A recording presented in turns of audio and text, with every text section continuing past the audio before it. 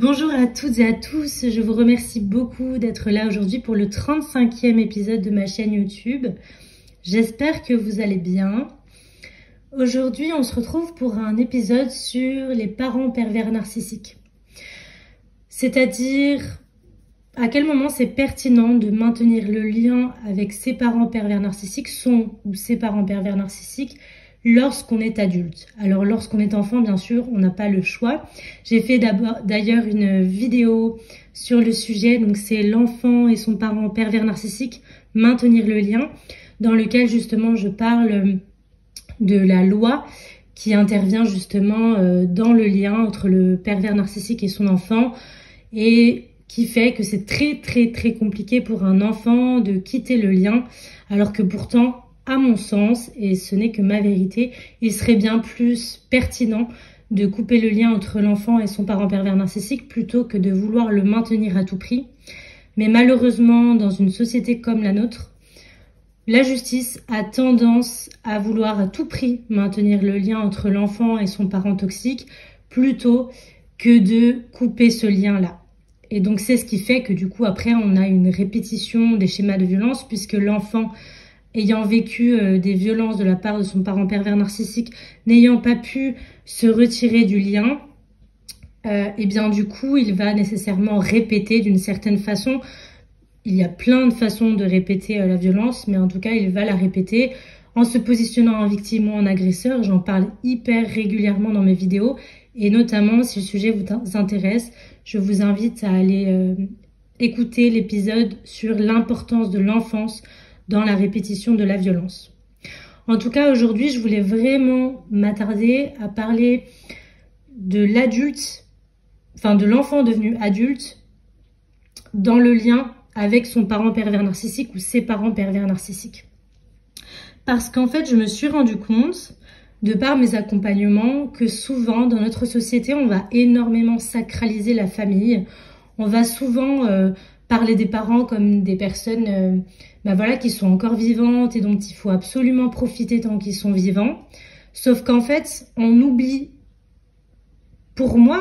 complètement le fait que certains parents soient toxiques. Et donc que le lien est très difficile à envisager et à maintenir dans le temps. Je m'explique.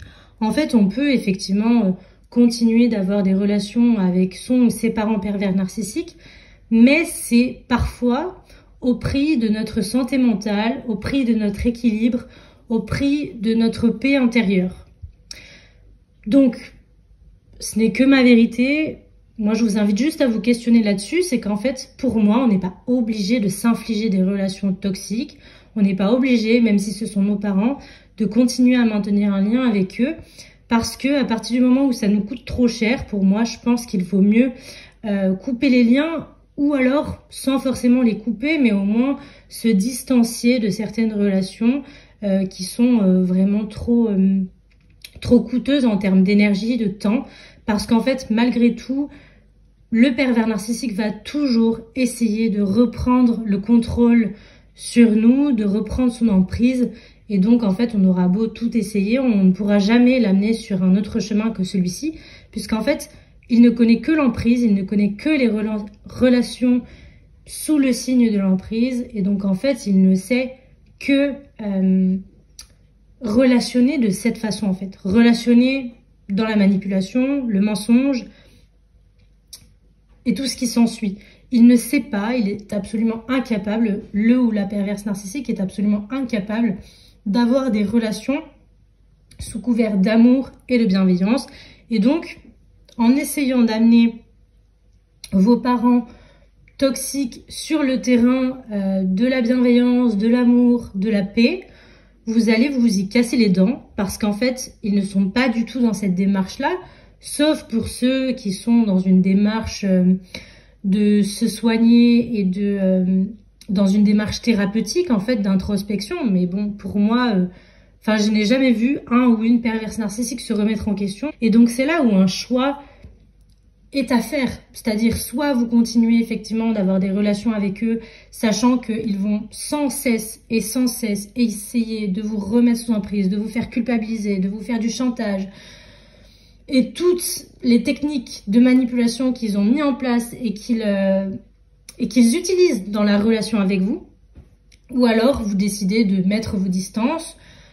Ils sont tels qu'ils sont, probablement qu'ils ne changeront absolument jamais, ça il faut s'y attendre, mais en revanche, vous pouvez effectivement vous mettre à distance de ces personnes-là, parce que de toute façon vous ne les changerez pas, vous ne les sauverez pas.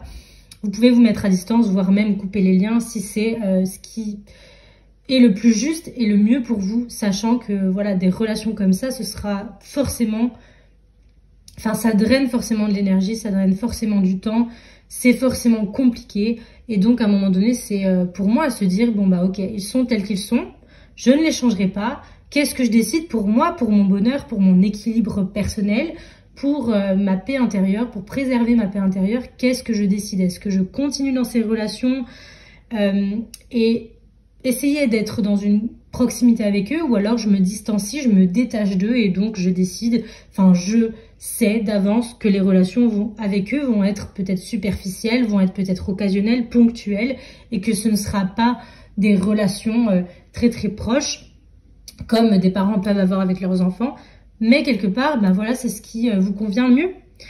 Et moi, je vous invite vraiment à vous poser la question, on n'est pas obligé de s'infliger, de subir des relations de proximité avec nos parents lorsqu'ils sont toxiques, lorsque les relations dysfonctionnent. Vous pouvez rien faire contre ça quelque part. C'est aussi apprendre à lâcher prise et à accepter le fait qu'ils sont malades, que ce sont des personnes toxiques et que vous ne pouvez rien faire contre ça. Par contre, vous pouvez décider de relationner avec eux ou pas, de relationner avec eux de manière très proche ou beaucoup moins, de faire des fêtes de famille avec eux ou pas.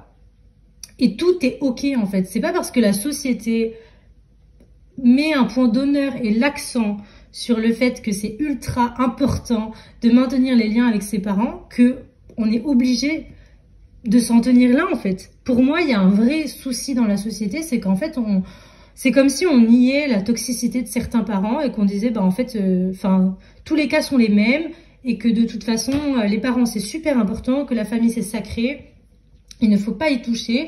Et donc en fait, on nie complètement quelque part la souffrance de l'enfant qui a été violenté, qui a subi des violences et qui en fait, même devenu adulte, peut continuer d'en subir parce que ses parents n'ont pas évolué, n'ont pas changé et qu'ils sont toujours dans la même dynamique. Dans leur esprit, leur enfant reste leur enfant, sur qui ils ont un pouvoir absolu, un contrôle absolu. Et en fait, ils vont sans arrêt se permettre des choses qui ne sont pas permissibles à mon sens. Et donc, c'est aussi savoir mettre des limites très, très, très claires, très, très, très fermes, se positionner face à son parent toxique pour ne plus le laisser avoir du pouvoir sur nous. Et ça, c'est vraiment primordial à mon sens. Et c'est à ce moment-là aussi, on se rend compte qu'en fait, c'est très, très compliqué d'entretenir des relations avec eux parce qu'en fait, quand on met des limites, bah du coup, la relation s'étiole forcément, elle se dissipe parce que le parent pervers narcissique essaie toujours d'avoir une emprise sur nous, il essaie toujours de reprendre le contrôle et donc de s'impliquer dans nos vies, de semer la zizanie, de diviser les frères et sœurs pour mieux régner. Il insinue le doute partout pour justement nous faire payer aussi le fait qu'on mette des limites et qu'on ne soit plus d'accord avec cette emprise, qu'on sorte de l'emprise. Pour le parent pervers narcissique, c'est juste inacceptable pour lui. Et donc, il faut bien entendre que du coup, il rentre, le ou les parents rentrent dans une colère, dans une non-acceptation, en fait, du fait que vous vous soyez émancipé à un moment donné parce que vous êtes devenu adulte et parce que vous avez compris plein de choses. Vous avez compris notamment que vos parents, l'un ou les deux, étaient malades et donc, effectivement, vous n'acceptez plus l'emprise qu'ils ont pu avoir sur vous. Et ça, le parent pervers narcissique ne peut pas l'entendre. C'est inentendable, surtout pour ses enfants.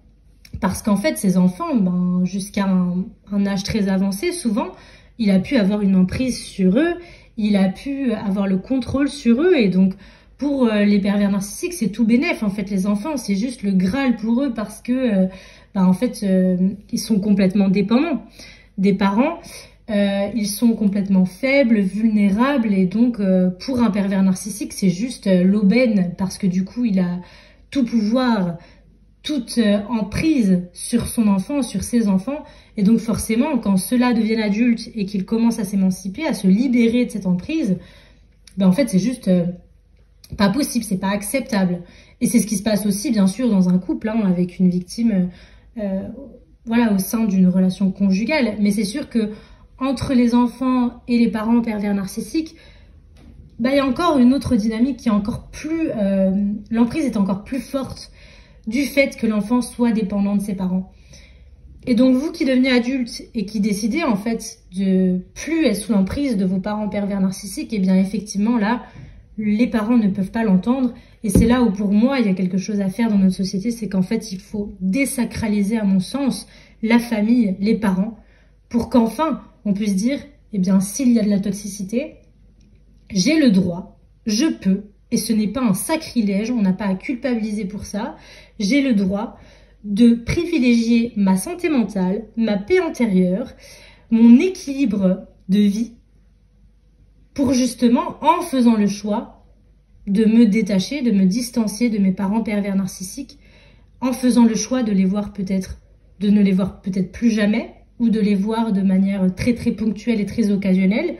Et on n'est même pas obligé de faire les fêtes de Noël, par exemple, avec nos parents pervers narcissiques. Rien ne nous y oblige. Et moi, je souhaite vraiment, par cet épisode, vous dire que vous avez le choix. Voilà, j'espère que cet épisode vous a plu. Je vous envoie énormément d'amour. Prenez bien soin de vous, c'est le plus important. Dites-moi en commentaire si cet épisode vous a plu. Ça me fait super plaisir de lire vos commentaires, vraiment, j'aime énormément. Puis ça m'enrichit aussi d'un point de vue professionnel pour savoir voilà, ce qui vous plaît, ce qui ne vous plaît pas, comment je peux vous apporter encore plus de contenu, toujours plus abouti, toujours plus évolué, pour transmettre les messages qui vont résonner pour vous. N'hésitez pas aussi à me dire en commentaire s'il y a des sujets que vous voulez que j'aborde plus que d'autres. Je me ferai un plaisir d'y répondre dans d'autres épisodes, si c'est dans mes cordes bien sûr. Voilà, n'hésitez pas à aimer cet épisode, à le partager autour de vous à les personnes qui en auraient besoin.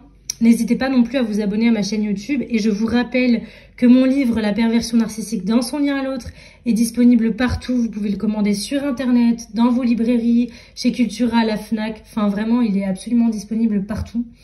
Et n'hésitez pas à me faire vos retours aussi sur celui-ci. C'est toujours un plaisir de vous lire. Je vous dis à très bientôt.